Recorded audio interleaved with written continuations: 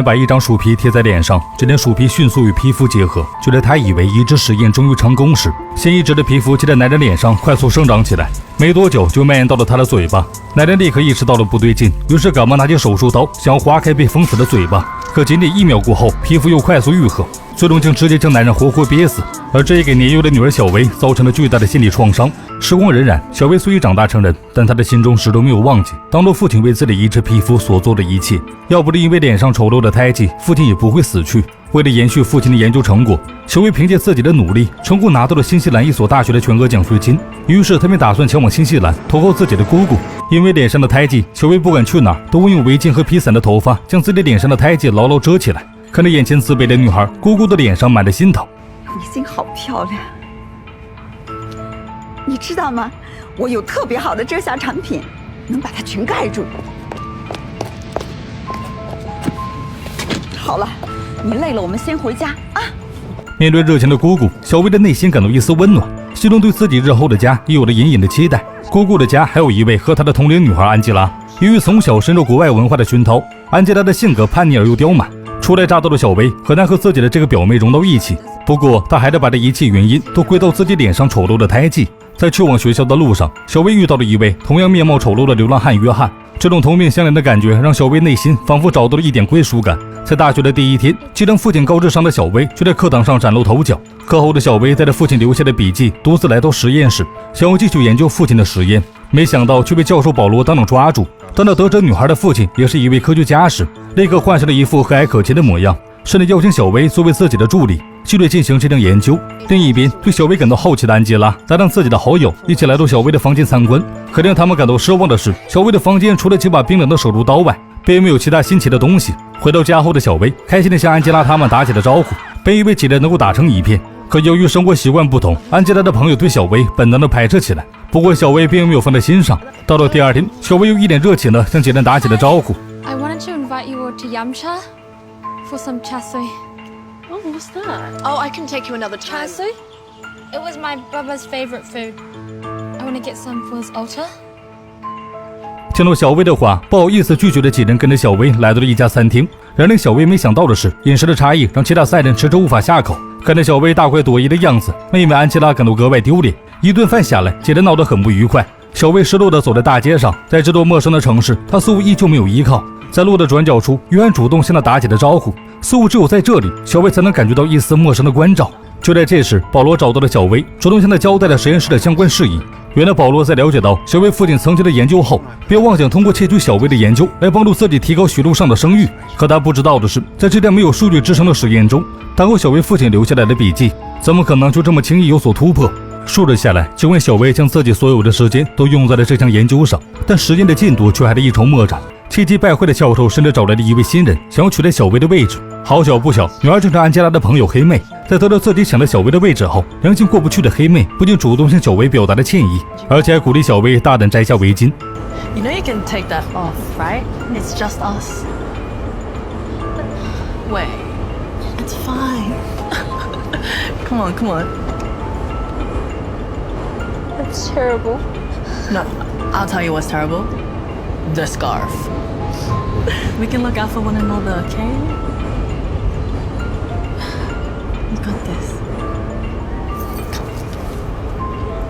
I don't know what type of music you listen to. 就在黑妹低头找耳机时，交下了一张植物园宣传单，引起了小薇的注意。看在宣传单上的石花，她心里在父亲的笔记中曾有关于她的记载，或许这会是她突破实验的重要线索。于是趁着深夜，她割开植物园的铁链，独自溜了进来。硕大的石花仿佛有着致命的吸引力，在一众植物中显得格外抢眼。小薇割下了一部分石花后，匆匆回到实验室，用重新调制出的试剂打算进行下一步的实验。此时的保罗正在实验室的隔壁与学生衣服幽会。听到动静后的教授立刻整理好自己的衣服，偷偷朝实验室内望去。谁也没有想到，居然还有人在深夜跑到实验室做实验。小薇忍痛从自己的大腿上用力割下了一块皮肤，然后用小白鼠的皮肤重新覆盖在自己的皮肤上。随着一管药剂的注射，惊人的一幕出现了。原本缺了一块的皮肤，随着正以肉眼可见的速度与鼠皮迅速融合。看到这震惊的一幕，保罗让伊夫待在这里，自己则上前查看起了实验成果。窗外的伊夫看着小薇袒露的大腿，以为两人之间又有什么不可告人的秘密，于是便偷偷拿起手机将这一幕拍了下来作为的证据。随后他一脸淡定地走了进来，以送小薇回家的名义打断了两人的讨论。随着匆匆离去的小薇丝毫不知道父亲的笔记本被落在了实验室内。看着两人离去的背影，保罗拿起手机将笔记上的内容一页页的拍了下来。另一边，刚准备回家的安吉拉收到了一张小薇和教授的照片，没想到平日里成绩优异的小薇竟然也是一个出卖身体的女人。想到平日里小薇的奇怪作风，安吉拉决定惩罚一下她，于是拨通母亲的电话，打算将这一切告诉自己的母亲。可母亲却并不相信安吉拉的话，甚至认为这一切都是安吉拉在无理取闹。面对着母亲的责备，愤怒的安吉拉将一切怒火都撒在了小薇父亲的祭坛上。此时的义父将小薇拉到山顶，早已看不惯小薇的他，直接讽刺起了她的长相。 Look at you. You look ridiculous. No. Just trying to show Paul. Why don't you show me? You want to see?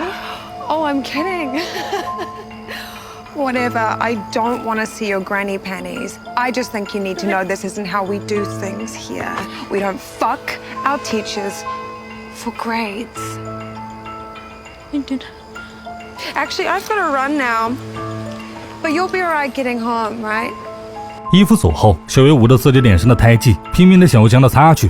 本以为在陌生的城市会有一个崭新的开始，可似乎只要胎记存在，她的人生永远都不可能重来。她默默咽下心中的委屈，独自回到了家中。可刚进门，她就发现自己父亲的祭坛被弄得一团糟，而罪魁祸首安吉拉非但没有选择道歉，反而继续挖苦起了小薇。随着最后一道心理防线崩溃，小薇和安吉拉两人扭打在了一起。慌乱中，小薇捡起地上的手术刀，狠狠朝安吉拉刺去。等小薇反应过来时，安吉拉已经没有了呼吸。为了掩盖自己犯下的错误，小薇将自己的希望全部寄托在了那只尸体身上。镜头一转，小薇已成功将安吉拉的脸皮融合到了自己的脸上。就在她惊喜地抚摸着这张新的脸皮时，楼下却传来了一阵汽车的引擎声。于是她赶忙来到安吉拉的房间，想要换上安吉拉的衣服，而姑妈却在这时推门而入。小薇赶忙装作一副平静的样子和姑妈交谈起来。好在有惊无险，姑妈并没有发现自己的女儿有丝毫的不对劲。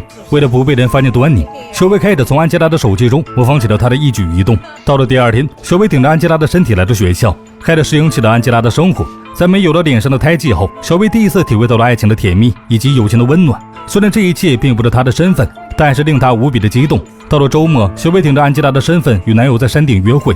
就在两人想要深入交流时，男友却惊恐地发现自己女友的头上竟有一条可怕的伤疤。紧接着，一张沾满鲜血的脸皮掉落在了她的脸上。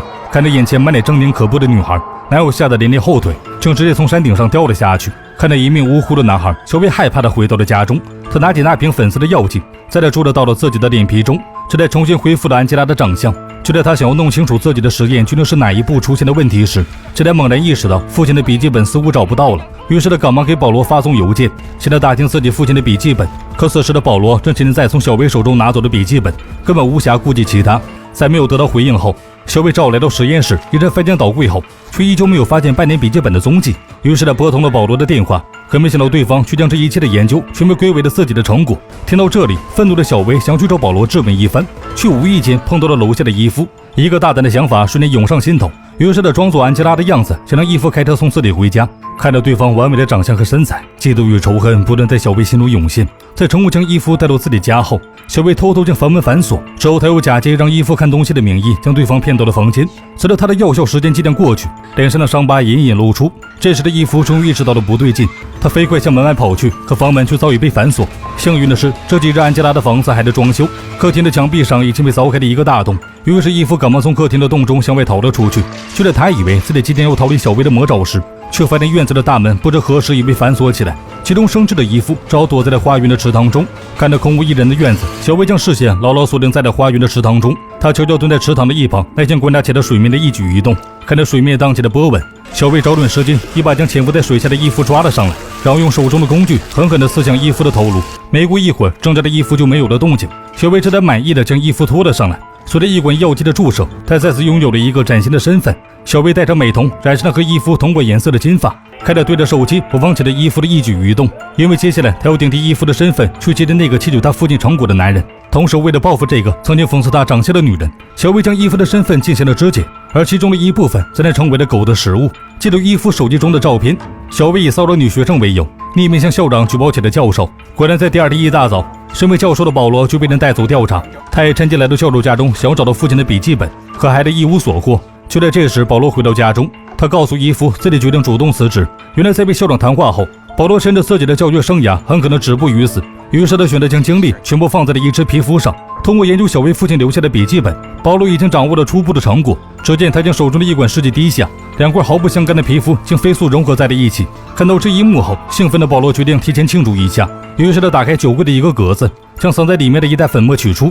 却不想这一幕正好被假扮衣服的小薇看到。趁着保罗离开的功夫，小薇悄悄打开酒柜的一格，虽然里面并没有父亲的笔记本，但他就找到了保罗留下的那管试剂。看得镜子中自己隐隐露出的伤疤，小薇知道此地不宜久留，于是便以自己头痛为由离开。待小薇走后，察觉到不对劲的教授掀开酒柜的挡板查看，这才发现自己留下的那管试剂已经不翼而飞。随着回到家的小薇忍痛撕下衣服的脸皮，重新回到了原本的模样。如今的她已经走投无路，只能不断地隐藏自己犯罪的事实。就在这时，与小薇许久未联系的黑妹找到了安吉拉的家中。听到黑妹结结巴巴的话，小薇瞬间猜得出这是保罗想要通过黑妹透出自己身上的事迹。于是趁着黑妹转身，小薇拿起身旁的保鲜膜，直接将黑妹捂到窒息而死。与此同时，迟迟没有等到事迹消息的保罗决定亲自上门找小薇谈谈。他也帮助小薇离开作为交换，想要让她交出偷来的事迹。看到这个将父亲的研究当做自己成果的男人，小薇气急反笑。他别的设计就藏在冰箱中，却在男人一脸兴奋打开冰箱大门时，小薇突然拿起手中的工具，直接朝男人刺去。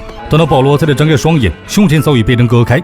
看着一脸惊恐的保罗，小薇表示，既然他那么想要自己父亲的研究成果，那就将这份礼物送给他。说完，小薇就拿起一块皮肤贴在保罗的胸口上，紧接着用一管黄色的药剂朝保罗身上注射下去。在药物的作用下，保罗痛苦地挣扎起来。